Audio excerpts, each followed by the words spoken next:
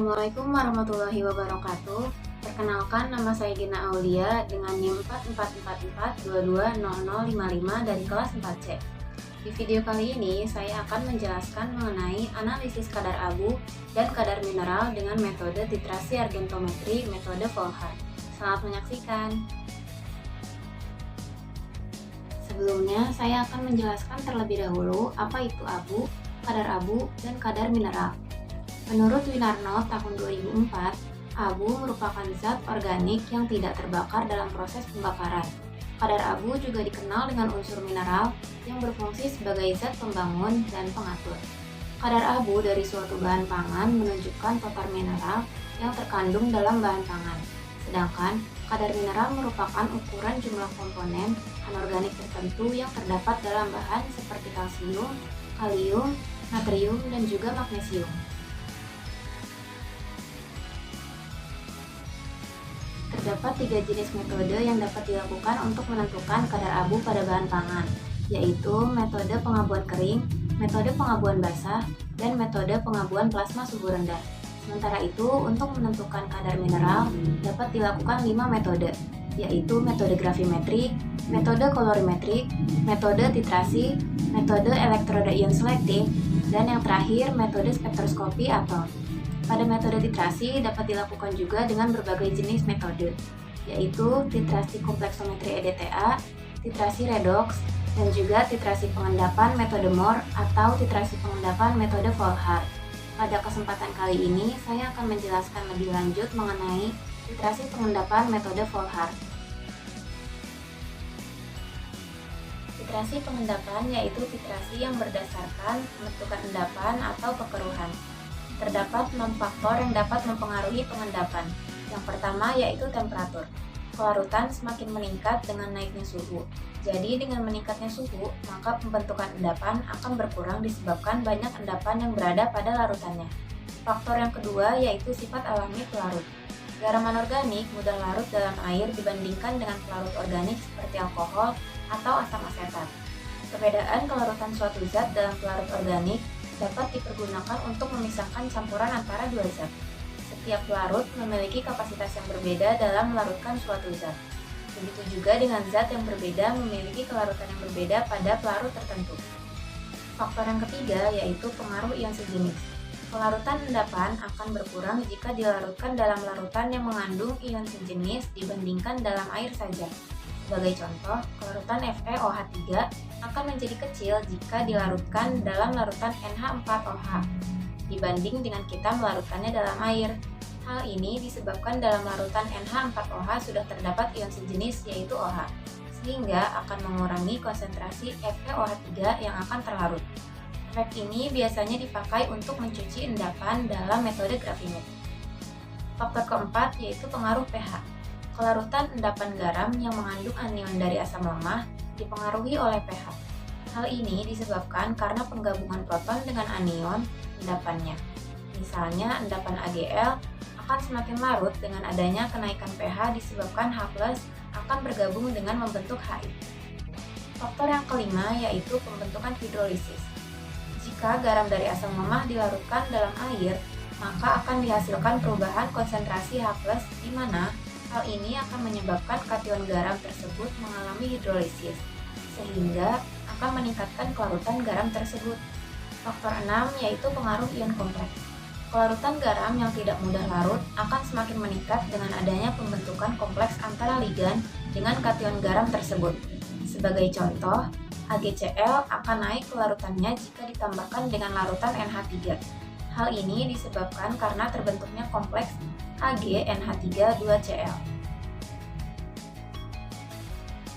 Perak nitrat atau AgNO3 merupakan bahan kimia yang paling banyak digunakan sebagai senyawa pengendap dalam titrasi ini, sehingga titrasi pengendap dikenal juga sebagai titrasi argentometrik.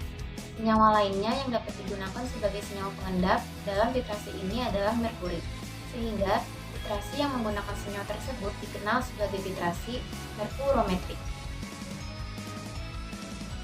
Metode argentometri merupakan metode umum yang digunakan untuk menetapkan kadar halogenida dan senyawa-senyawa lain yang membentuk endapan dengan perak nitrat atau AgNO3 pada suasana tertentu.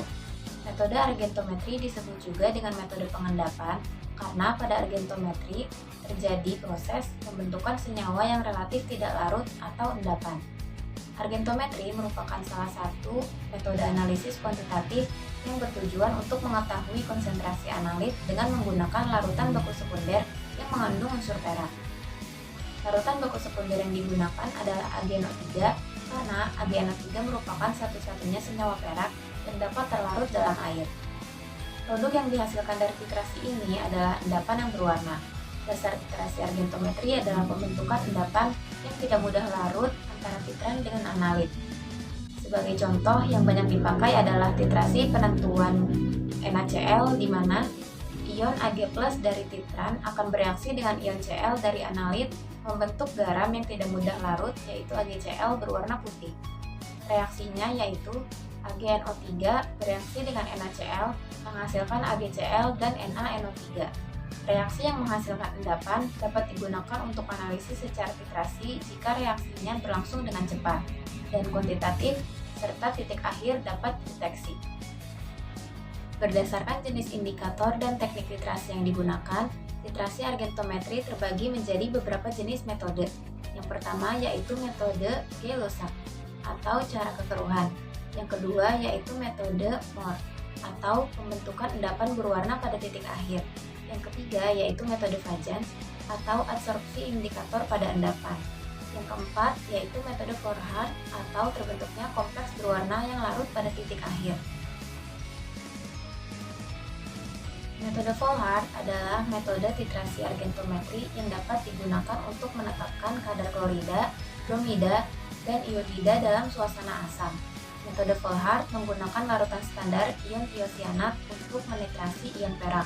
Reaksinya yaitu Ag+ bereaksi dengan SCN- menghasilkan AgSCN. Ion besi bertindak sebagai indikator yang menyebabkan larutan berwarna merah dengan sedikit kelebihan ion tiosianat. Reaksinya yaitu Fe3+ bereaksi dengan SCN- menghasilkan AgSCN2+. Metode Volhard harus dilakukan dalam suasana asam untuk pengendapan besi hidroksida. Aplikasi metode Volhard yang sangat penting adalah penentuan ion halida secara tak langsung. Larutan standar perak nitrat ditambahkan secara berlebih dan kelebihan ion perak ditentukan dengan cara titrasi kembali dengan larutan standar tiosinat. Dibandingkan dengan perak halida lainnya, perak klorida lebih mudah larut daripada perak tiosianat.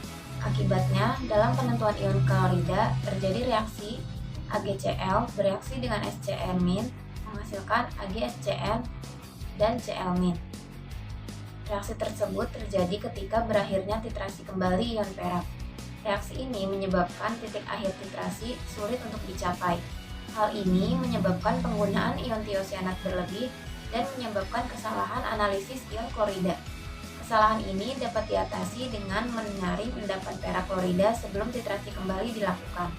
Cara lain untuk mengatasi kesalahan ini yaitu dengan menambahkan zat organik seperti nitrobenzena yang dapat menyelimuti endapan perak klorida sebelum titrasi kembali dilakukan.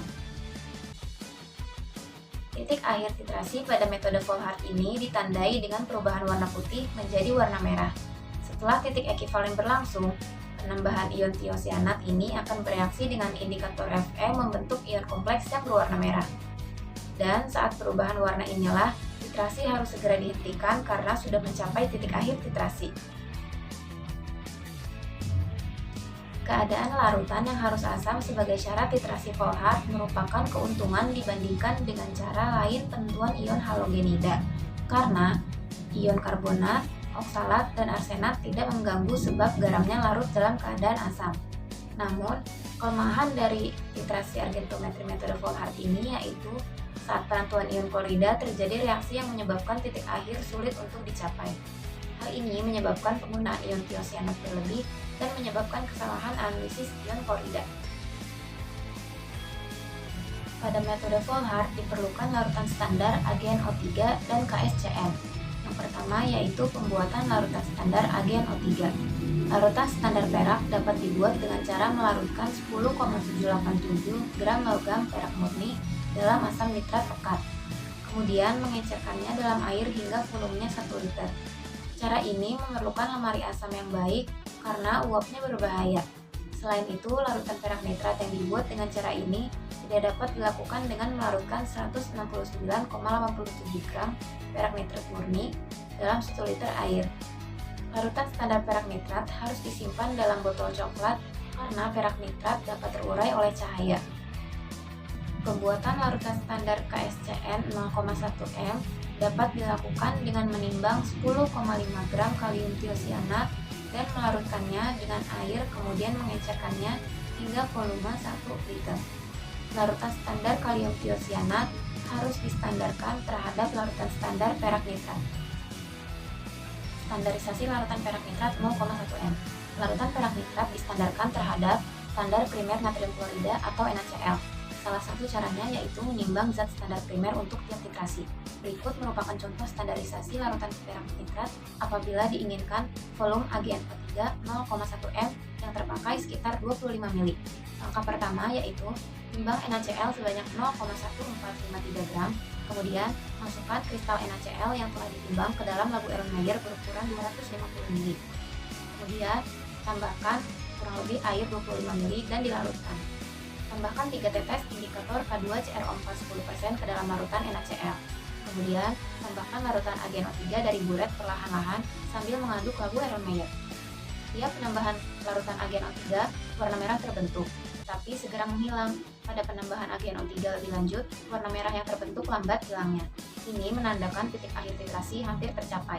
Teruskan penambahan setetes demi setetes larutan AgNO3 hingga warna merah coklat tidak hilang lagi. Kemudian, catat volume larutan AgNO3 dan lakukan titrasi blanko dengan mengganti larutan NaCl dengan air murni dengan volume yang sama. Titrasi blanko dimaksudkan untuk menghilangkan kesalahan yang disebabkan oleh indikator. Standarisasi kalium tiosianat 0,1 M. Langkah pertama yang dilakukan yaitu pipet 25 ml larutan AgNO3 yang telah distandarkan ke dalam labu Erlenmeyer berukuran 250 ml. Kemudian, tambahkan 5 ml larutan HNO3 6M dan 1 ml larutan amonium ferrisulfat 40%. Kemudian, alirkan larutan kalium tiosianat dari buret. Mula-mula, endapan putih terbentuk, kemudian warna merah coklat terbentuk dan hilang pada pengocokan. Teruskan penetesan larutan kalium tiosianat hingga warna merah coklat tetap dan tidak menghilang pada pengocokan.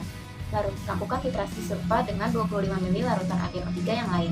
Kemudian, lakukan titrasi blanko dengan mengganti larutan AgNO3 dengan air murni dan volume yang sama. Pada kali ini, saya akan memberikan prosedur mengenai analisis kadar klorida pada bahan pangan. Langkah pertama yang dilakukan yaitu timbang 5 gram bahan makanan dalam cawan platina atau nikel, kemudian tambahkan 20 ml larutan Na2CO3 5%. Aduk dan uapkan di atas penangan sampai pekat, kemudian pijarkan sampai diperoleh abu. Setelah dingin, tambahkan sedikit air panas ke dalam cawan berisi abu dan saring dengan kertas saring bebas abu, kemudian cuci dengan air panas. Filtrat atau cairan yang keluar dari corong yang diperoleh disimpan dan disebut filtrat 1. Kertas saring berisi endapan dipindahkan ke dalam cawan platina atau nikel dan dipijarkan hingga menjadi abu. Abu yang diperoleh kemudian dilarutkan dalam HNO3 dengan perbandingan 1:4. Kemudian disaring dan dicuci, dan selanjutnya filtrat ini dicampur dengan filtrat 1 dan campuran filtrat ini disebut dengan filtrat 2. Filtrat 2 ini kemudian direaksikan dengan AgNO3 0,1 M berlebih yang telah distandarkan hingga semua ion Cl bereaksi membentuk AgCl. Setelah semua ion klorida terendapkan, tambahkan 5 ml nitrobenzena dan 1 ml larutan feriamonium sulfat 40%. Kemudian, titrasi kelebihan AgNO3 dengan larutan kalium tiosianat yang telah distandarkan hingga diperoleh warna coklat yang permanen.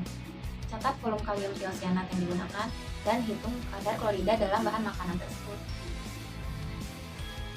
Sekian penjelasan saya mengenai analisis kadar abu dan kadar mineral dengan titrasi pengendapan metode Volhard.